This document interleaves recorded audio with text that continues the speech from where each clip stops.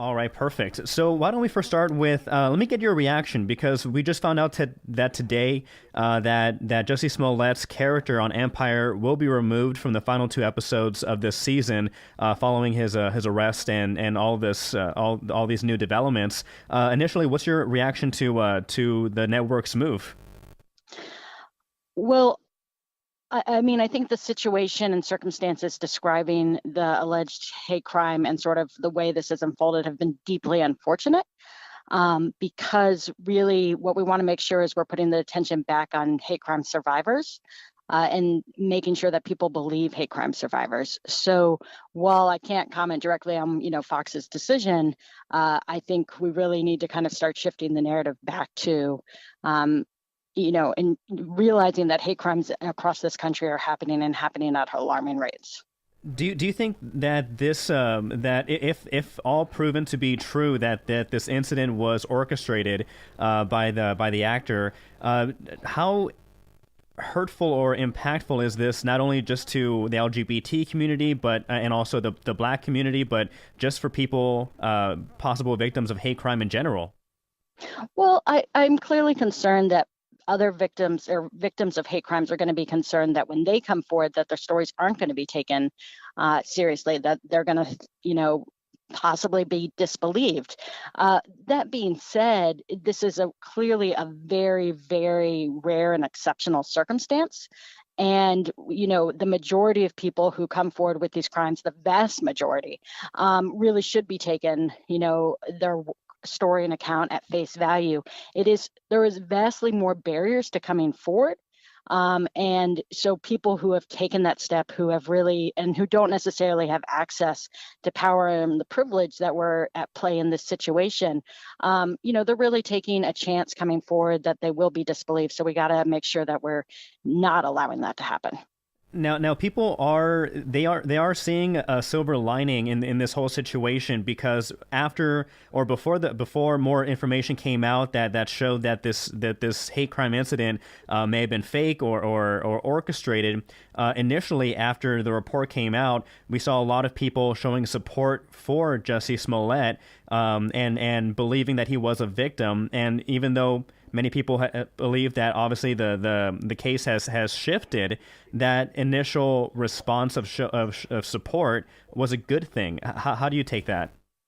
I think it was a good thing. I think the response to him is the response that, the way people initially responded and reacted and showed sort of, I would say, universal condemnation for the acts that had been alleged to occurred is what we want every survivor of hate crime to experience.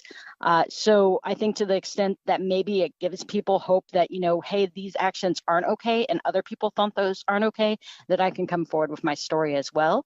I think that is important. And I also think most people are going to realize that the fact that the story, we don't know the full details, but if the story ends up being not true, then I think most people will also understand that that's an exception and not the rule.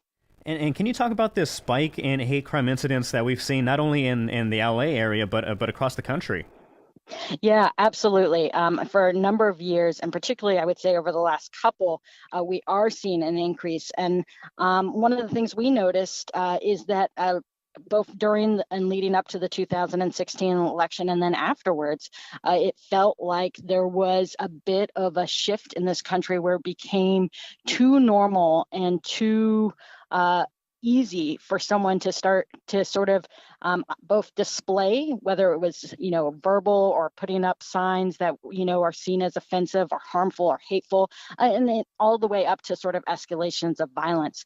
One of the challenges that the LGBT community faces in particular is that when you talk about hate crimes, when you talk about hate violence, disproportionately that crime is violent.